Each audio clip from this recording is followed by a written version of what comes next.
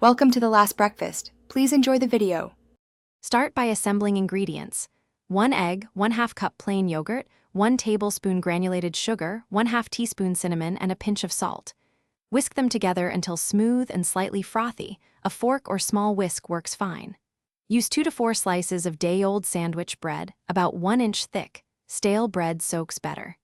Dip each slice briefly, about 10 seconds per side, letting the yogurt batter penetrate but not fall apart. Set on a rack to drain excess before cooking.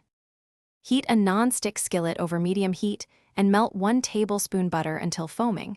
Reduce heat to medium-low when pan is hot. Add slices in a single layer without overcrowding.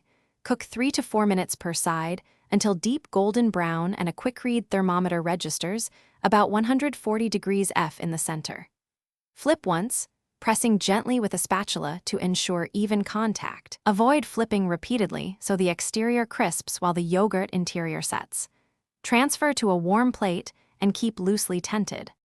Serve the yogurt French toast immediately for best texture, topping with fresh berries, 1 tablespoon maple syrup per 2 slices, a dollop of extra yogurt, or a light dusting of powdered sugar.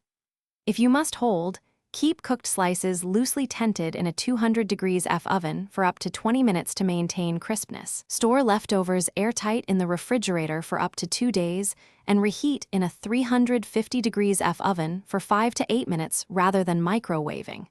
For batch cooking, mix batter and prepare bread separately. Dip and cook just before serving. Thanks for watching. If this was helpful, leave a like and consider subscribing. See you next time.